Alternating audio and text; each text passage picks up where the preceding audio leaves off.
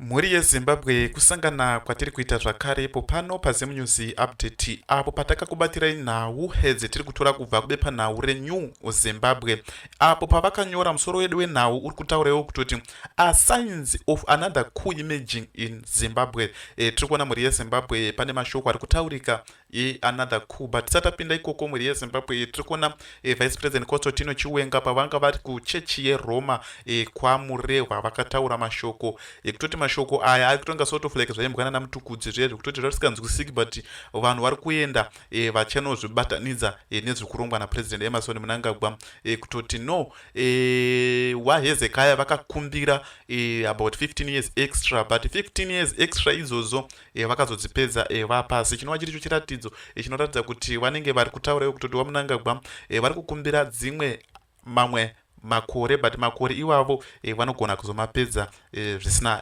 kunaka, zvinenge zvine maconsequences akati wandei. So tiri kuona panapa rekedze tipinde munhauwa dzetinadzo mhuri yeZimbabwe dziri kutaura. Tiri kuona kuti nhauwa iyi yakataurwa nevanoanalyza nhauwa dzezvematongerwo enyika anonzi Trevor Ncube.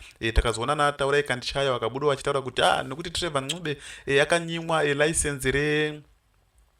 license rematelevision nemachichi ndosaka akutaura kudaro, but zvisinei ndo zvakaitika mhuri yeZimbabwe. Tofunga makaona nguva yana Mugabe yaiya pachikwata cheG40 chakachina ana Gumbo, ana Kasukuwere, ana Walter Ziyambe, ana Jonathan zvachakawanda mhuri yeZimbabwe chachakasimba mazuva acho, but tiri kuona kuti chikwata cheLacoste changa chakuriwa zvacho but chakazonobatsirwa nana vice president Kotsotina Chiwenga, ndo pakazodzoka president Emerson Mnangagwa munyika ino yeZimbabwe.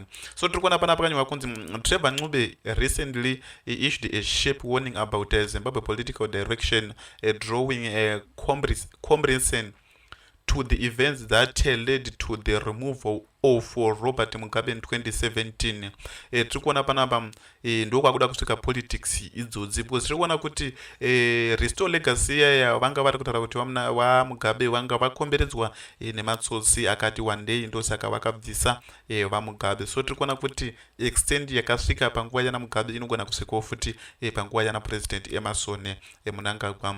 In social media post, Ncube said that country is witnessing the rise of the new coup of political connect elites who growing influence mirrors that dynamics that preceded Mugabe's removal from power. Tiri kuona panapa vari kutora kuti coup iri kuloda chakakonzesa kuti Mugabe anga achibviswa ndiana chipanga waingotaura wachingobwebwedeka ana Grace Mugabe, vana Kasukuwere, ana Jonathan Mojo, ana Ziyambe amene tokararama sei ndo mapolitical survivors kutoti unobva uku uchienda uku unobva uku. Ziyambe ari kunyora ari kugazeta kuchinja kwebumbiro reMutemo. So tiri kuona panapa pakanywa kunzi Ncube identified several Zimbabwean business figures including kuda kwasheta Gray ndo potungwarara Scott Sakukhanya Wikino Chivai ndo vanhu vetirumbotaura ndirimbomataura pamashure apa kuti ndo vakabvisisa naMugabe, ava ndo vachabvisisawo vaMnangagwa as part of what he described as a power and imaging network. Tiri kuona pana pakanywa kunzi he argued that their proximity to political power and prepared accumulation of whether you have created a sense of invincibility among some elites. Tiri kuona panapa pakanywa kunzi according to Ncube the concentration of influence raises a serious question about government transparency and accountability in Zimbabwe. Muri yeZimbabwe zvinhu zvinomira zvakanaka, zvakatooma chaizvo. Tiri kuona Ncube draws a parallel between current development and the rise of the G40 function, which lost its grip on power during the military intervention that ended Mugabe nearly 4 decades ago. Tiri kuona panapa chikwata cheG40 chintu chatambotaura kumashure kuti ndo chachina nakasukuwere ndofunga muri kuona timu rese reG40 takatiza umwe akadombodzoka ndiwo muzembe ari mujeri nanhasi ane mazwana akanyengedzwa natembambuliswa kuti anga achidzoka kusisina nyaya wati ndosaka muri kuona Jonathan Moyo aripo pakugezetwa kuchinjwa kwebumbiro remutemo but ari kutotya kuti anenge achidini anga achidzokera because akapiwa go ahead naChivhayo kutoti ano dzoka naChivhayo zvapana mazuva aya anaka sokuwere nanachichi ndowangwa kutotonga nyika so now anaChivhayo ndowakurana nyika muri yeZimbabwe. So tikuona pana panywa kuti the 2017 coup marked a turning point in Zimbabwe political landscape, ushering in the leadership of Emmerson Mnangagwa. Ncube warned that similar patterns of unchecked influence and political overconfidence could trigger instability in left unaddressed. Tikuona panapa muri yeZimbabwe ndo mashoko ari kunohwa navanyube. Tikuona pana panywa kunzi beyond elite politics, Ncube expressed concern over growing public frustration, and he suggested that some citizens in Zimbabwe may begin to see the military as a stabilizing force in the absence of a strong opposition.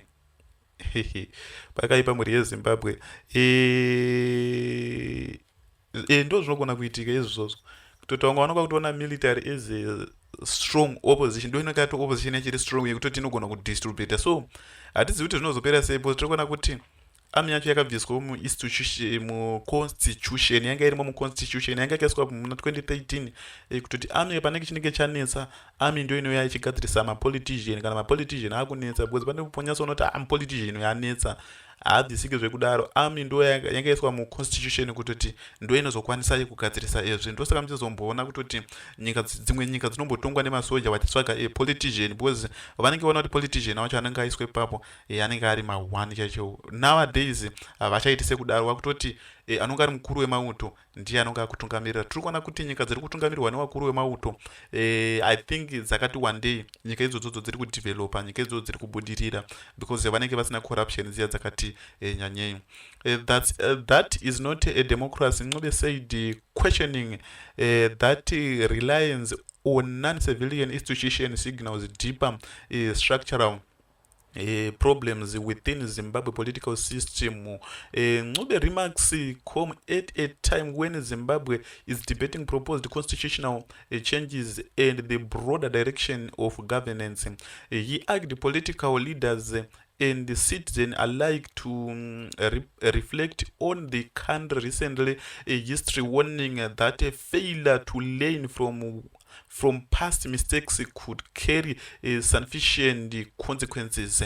Tiri kuona panapa vari kutaurawo kutoti kana usina kudzidza pane zvakaitika kumashure zvinogona kupawo zvikonzereso zvakati one day because unofanira kulena from the past zvakaitwa naPresident Robert Mugabe. Ncube brings of media experience to his critics. He previously served as a controlling shareholder of a more and guidance media groups from 2002 to 2017. Taureka ndisha yakabuda achiti akanyimwa uyu license reTV naMugabe akazozama kuda Mnangagwa akanyimwa futi ndo zvakataureka ndisha saka unzi akuboikana but anakachiudza chokwadi. He knows Lead Alpha Media's holdings as a founder and executive chairman overseeing publication as a Newsday, the Zimbabwe Independence and the Standard. His latest comments and to growing debate about Zimbabwe political trajectory and the balance of power within the country. Tiri kuona muri yeZimbabwe ndo mashoko akanyorwa navaTrevor Ncube vanova vari vakatanga kurana mamedia houses in 2002 until now because ndo vane mabepanhau aya ana the Standard and so on, ndo vane founder weHS TV inoshandiwa naBlessed muhlangano ari Darabi, ndo ari kutaura mashoko ekutoti no zvinhu izvi hazvina kumira zvakanaka, panofanira kuitwa zvinhu zvakanaka ipapo. Even kana ngubvawo munhu ngubvawo in time zvinhu zvakangonaka.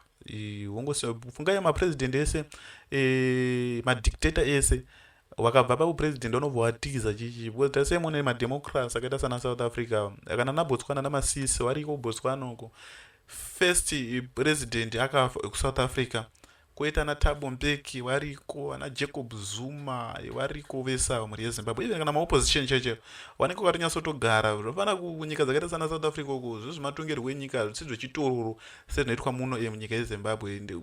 Free kutaura zvaunoda chichi chimwe kuti tapa president apa mabhaizi adai madaiso ndokuti nyika iende mberi. So ndokuti ndine kutaura kwamakaita pano paZim News Update. Kana uri mutswasa pano usina kusubscribe, kulike